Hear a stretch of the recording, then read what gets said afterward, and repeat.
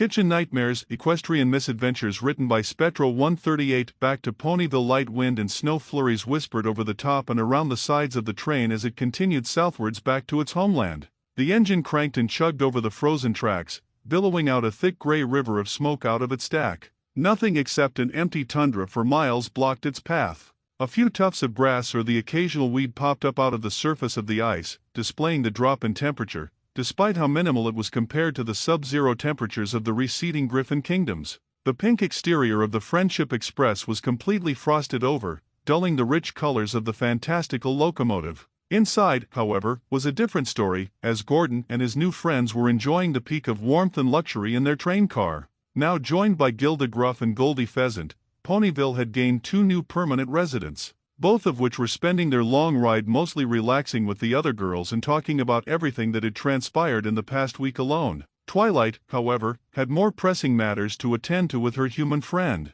She was coordinating with Gordon and his production team on the next possible locations for their team to cover. Spike was listening intently, trying his best to understand all of the technical details. A trolley mare rolled her cart in and brought treats and drinks for all of them. Spike immediately snagged a plate of chocolate chip cookies and began stuffing his tiny mouth. "So what's next?" Twilight asked. "As we've explained before, we take calls from locations and get the go-ahead from the network to follow up on the tip," Gordon's producer explained. "Since there's no way for us to contact anyone, let alone do any sort of online research on anyone, we are kinda at a loss here in your country. Maybe when we get back to Ponyville, we can use my library in the castle to come up with some more concrete plans. The princess has some friends in Canterlot News that can do some research for us. I'm sure I can get the message out to Equestria about the services you and your team are offering, Gordon," she said matter-of-factly. "Well, your princess did say to have us look into your hotels as well, so we might as well start up a new season of Hotel Hell," Jay stated. "If we are doubling this as a campaign of improving public health and safety, that might be better for us if we go on multiple fronts." "A season of what?" Spike mumbled with his mouth full of cookies. "Hotel Hell. Back on Earth, I would evaluate some hotels in need of changes and renovations. Their personal restaurants would be evaluated as well on the side," Gordon explained. "More often than not, their level of cleanliness would also be a factor I would have to look into." "Really? That actually would be very helpful to our efforts," Twilight replied thoughtfully with a hoof to her chin. "Though we only have a few bed and breakfast motels in Ponyville, I'm sure I can help you dig up some information on any hotels in nearby cities." "Don't we have a few cafes and diners in Ponyville?" Spike asked. "Maybe Gordon can give them a look." "Well, Sunshine Daisy's Cafe and Buttermellow's Coffee Shop are usually pretty good with keeping everything top-notch. Both of them used to be honors students at Canterlot University. I'd hate to pick on that place though." "What place?" Gordon asked curiously. Twilight suspiciously looked over to Pinkie Pie and Rainbow Dash, who were still talking with Gilda and Goldie at the other side of the train car. She then scooted over to Gordon until they were pressed up against each other and then whispered into his ear. "I'd recommend you give Burger Princess Shack a check. Usually, they are pretty decent at least and make good bean burgers and fries, but lately, I've been getting stomach issues from their food. One night I even got sick and threw up a couple of times," she said quietly. "Why are you talking like that, my dear?" Gordon asked with a raised eyebrow. "It's Rainbow's favorite place to go out to eat when she hangs out with Pinkie. She gets a little defensive when someone criticizes things she likes." "Ah, I see. I'll give it a look and see what comes up." "You got her all worked up now," Spike giggled. "She's going to stay up all night making a million checklists and surveys for you guys. Might as well get a few lats to go." Spike hopped off of the seats and walked towards the dining car. Twilight slung a small bag of bits towards the young dragon, who caught it with two of his claws. "Get me a small hazelnut latte," Twilight instructed. "No cream." He saluted and went on his way to complete her request. They all continued conversing about various ideas for their future operations as the train continued onwards. Gordon smiled when he saw Goldie enjoying herself trying on some of Rarity's dresses and listening to Gilda talk about her flight camp stories with Rainbow Dash. Applejack meanwhile came over and sat down by the group, beaming with shiny teeth. Twilight had a feeling about what the Earth Pony Mare wanted to ask Gordon, but she kept the idea to herself for the time being. "While all you humans are gonna be in Ponyville, why don't you come over to Sweet Apple Acres one of these days? We'd love to show you all the famous hospitality of the Apple family," she asked. "That would be lovely, Applejack, if I find myself with a bit of free time, I'd be glad to pop over, Gordon replied happily. And Applejack started. I did want to ask you something else, to be perfectly honest. Yes, she seemed to want to say something but was too nervous to get it out. Everything all right, Applejack? Twilight asked. Yeah, I just wondered, Gordon, if you would be willing to, bring some of my family's goods back to Earth with you. Bring your goods back to Earth with me, Gordon repeated, trying to confirm what she was saying. Yeah, I figured it would be a good idea to capitalize on the permanent connection we have with Earth, so I was wondering if you could advertise my family's brand a little bit once you go back. She just stood there sweating, dreading any answer that was bound to come out of the blonde-haired human. What she didn't expect was a sudden chuckle out of him. The action nearly made the mare faint from anxiety.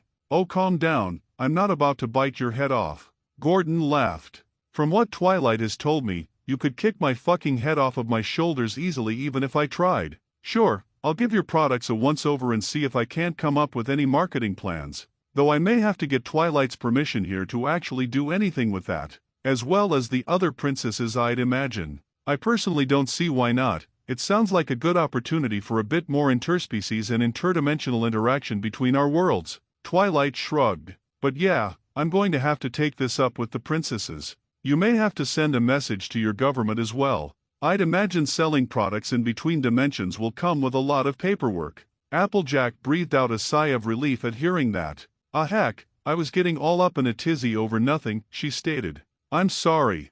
I was just a little nervous cause I didn't know when it would have been a good time to ask. I heard about your celebrity status over there on Earth and I figured a few shout-outs from you might push my family's brand a bunch. It's an admirable quality, Applejack. A little bit of boldness can get you far in the food industry, Gordon replied. Applejack blushed with pride and tilted her hat to cover up her face. Aw shucks, thank you kindly, Gordon. A few minutes later, Twilight noticed Gordon pulling a small pocket calendar out of his jacket and observed the date. She was having some trouble still reading human writing, but she could make out the symbol marked upon the specific day. It appeared to be a four-leaf clover colored a vibrant green. It's that time of the year already? Oh, fuck me. Oh well. Might as well have fun with it while it's here, Gordon groaned. What's wrong, Gordon? Does something bad happen on this particular day? Twilight asked curiously. The man took off his shoes and socks and reached into his bag, pulling out a pair of black and green striped socks. Putting them on, he slipped his shoes back onto his feet. Not bad per se, my friend, but certainly a little annoying, despite how much I've come to tolerate this holiday. Well, you're in Equestria, not Earth, so you don't have to abide by anything here. But what exactly would you be celebrating today back on Earth? That would be St. Patrick's Day, my friends. It's an Irish holiday in origin, though America has somewhat commercialized it. Aren't you, British though, Gordon? Spike asked. English and Scottish technically, and I guess American by sheer dedication too, but yes. I suppose it's more out of a tradition that most people celebrate it despite not being Irish. The basic thing to do today is wearing green or get pinched. Or just wear green just because and either eat some kind of Irish food or go out drinking, the human explained. Rainbow Dash and Applejack zipped over to Gordon in a flash, nearly putting a scuff mark across the velvet carpeting of the train car. You have a holiday dedicated to drinking? That's awesome. Rainbow cheered. Well, that is a big part of it, but not the whole thing. Like I said, Americans have brutally commercialized it. Something I admit I'm slightly guilty of right now. What spawned this unique holiday then, if I may ask? Twilight inferred. I'm in the process of studying human history and culture. Basically the idea is there was a Roman British boy in the late 4th century who was kidnapped and taken to Ireland as a slave. He escaped soon after, but later in life, he felt that he should do something to help the people of Ireland and save their souls, as it were. Gordon explained. He returned to the island and converted most of the people to Christianity. By the time he died, he had created many schools and churches. Though most people remember the legend about him driving the serpents out of Ireland and using the shamrock as a way to preach. Fascinating, Twilight mused. The mare pulled out her notebook and began writing 1,000 words a minute, recording everything that she had heard. So you humans get into drinking competitions cause of this guy? Rainbow asked excitedly. Not really, it's just Celtic insanity and tradition to do so, and now a lot of people do it nowadays. The biggest ones to drink are malt beer or ale, or even mead if you can find the rare brewery who still makes it. The two daredevil ponies turned to each other with challenging looks. Are you thinking what I'm thinking, Sugar Cube? Applejack asked mischievously. Absolutely, Rainbow replied with a smirk. Drinking contest. They dashed out of their train car and into the dining car where they pelted the poor barkeeper Pony with non-stop requests for their biggest mugs. What the hell was that about? Gordon asked. Oh, don't worry about it, darling. They always like competing against each other like that in their spare time. They'll either tire themselves out or wake up with a bad hangover, Rarity replied, rolling her eyes. Dash probably won't last long. Darn Lightweight doesn't handle her liquor very well, Gilda added with snark. I suppose I could go for a small pint myself. Jay, sure, I'm game, his director replied. Who's buying though? Twilight absent-mindedly threw a small pouch of bits at Gordon, who caught it with ease. Thanks. She just continued writing down in her spiral-bound notebook while Gordon, Jay, and the rest of the humans followed Gilda into the dining car. Half a day later, the train made its way out of the tundra and back into the familiar rolling green pastures and thriving forests of Equestria. Gordon and his production team took the time to record a few segments of the train's kitchen staff.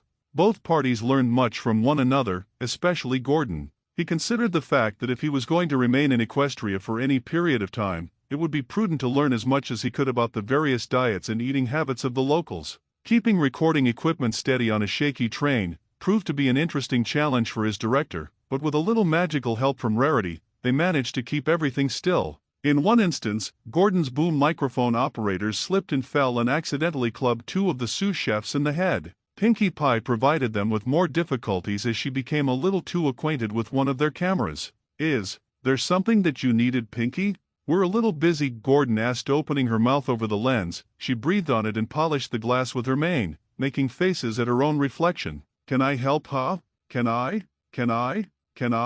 It's really shiny. Blee blue ba-ee, blay. Pinkie just kept on repeatedly pleading with Gordon and everyone in the room for the next few minutes. The pony kitchen staff had mortified looks on their faces watching the pink mare's hyper-excited attitude. All right. Jason, let her use the camera before she gives us a fucking coronary. It's $2,000 equipment, Miss Pinkie. Can you be careful with it? The cameraman in question said in a worried tone. Now we will be broadcasting the use of flowers in various equine dishes. He started before Pinkie wobbled the camera around. Upsy daisy. Downsy wouncy, upsy daisy, downsy wouncy, she chattered as she tilted the camera up and down. Pinkie, can you please not? Gordon said through gritted teeth. We need to be filming this properly if you don't mind. Rarity tried increasing the intensity of her stability spell to account for Pinkie Pie's rambunctious actions. Darling, please. I am trying to help Gordon with his work. Rarity insisted. It really is fabulous what he does. Aw, but I'm having so much fun, the pink mare replied. As she kept playing with the camera, Spike walked into the kitchen and saw what was going on. He shook his head and rolled his eyes at the pink mare. Any of you guys got duct tape? Spike asked dryly. Why? Gordon asked. Just cough it up, he said firmly. One of Gordon's team members reached into his backpack and threw him a roll of heavy-duty duct tape. The tiny Drake unraveled the tape and held it in both claws menacingly as he stepped towards the playing pink mare. The sound of something being beaten up could be heard in the kitchen car as a convenient comedic dust cloud cloaked the young dragon's actions. Stop it. You are going to wreck my kitchen, the chef pony wailed. Is everything all right, you two? Gordon asked nervously. I'd rather not have a fight start up in the kitchen. Everything is cool, Gordon, Spike assured. Rainbow taught me to do this in case if Pinkie ever gets out of hand. Just like Rainbow to teach my Spiky something uncouth, the white unicorn grumbled. The comedic dust cloud in the car dissipated as Gordon saw Pinkie completely duct taped to the ground, still having an abnormally large smile on her face like she was enjoying every minute of it. Oh, I feel heavy, she said excitedly. My hooves are all tingly and sticky. Have you been getting into the coffee again, Pinkie? Spike asked suspiciously. Last time, we caught you screaming into a tree when you had caffeine. No. Well, maybe a little. I just can't help it, Spike. I love me a cup of Joe. Hey, why do they call it Joe? Did Pony Joe make it? Can there be a cup of Sam? Cup of Bill? Cup of Harry? Cup of Greg? Cup of Dan? Cup of Mark. Gordon looked at Spike with a look that just screamed, what the fuck is going on? She'll tire herself out soon, just ignore her. She collapses asleep when the coffee wears off. Spike said nonchalantly as he reached into a nearby fridge and pulled out a tub of ice cream. Thanks then, I guess.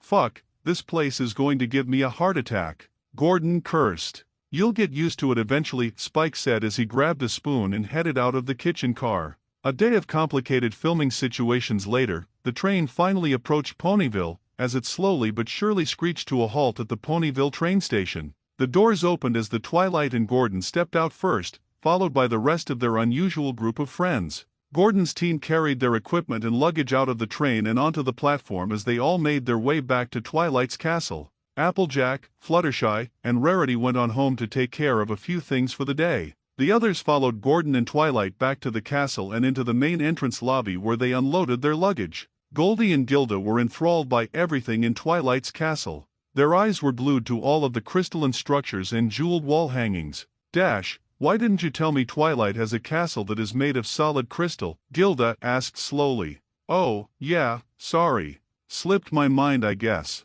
Didn't think it was important, Rainbow shrugged. Your home is very beautiful, Your Highness, Goldie exclaimed. It's a real honor and pleasure to be allowed inside your castle. Just Twilight is fine, Goldie, Twilight said kindly. We are all friends here. Had about the same reaction, Gordon chuckled. Multiplied by a million. The two spotted Gilda messing around with a solid crystal lamp that sat in the middle of the lobby surrounded by plush velvet sofas. She pressed her face into the crystal like a little kid pressing their face into the window of a toy store. Her eyes seemed to be twinkling as she made low joyful chirping noises. She then started to grind her beak against some of the dangling pieces on the lamp, making an awful scratching, scraping noise. Rainbow just stared at her horrified and weirded out, like she had grown a second head. You okay there, Gil? Rainbow asked nervously as she slowly stepped towards her griffin friend. Shiny. The griffin cooed. Is she all right? Gordon asked Goldie. Drugs tend to do that to people, Gordon quipped. Oh hush you, Gordon, Twilight snapped playfully. This happens with some griffins. Our avian sides from time to time pop out, resulting in unusual instincts. Goldie explained. Rainbow tried to swipe the lamp away from the griffin, but the hen just clamped her beak tighter around the bottom. The two got into a tug of war over the appliance. Mine, Gilda cawed. Hand it over. Mine, Gilda. Hand it over and knock off the crazy. Gordon walked over and tried to help Rainbow pry the lamp from Gilda's beak without losing a finger himself. Calm the fuck down, you crazy fucking chicken lady, Gordon snapped. A few seconds later, the trio slipped and launched the lamp into the wall, shattering it into 1,000 pieces. Oops. This is why I miss my library, Twilight groaned. Next time, Burger Princess Shack Part 1. Thanks for watching, and if you enjoyed the video make sure to like and leave a comment and share it with a friend. See you all later.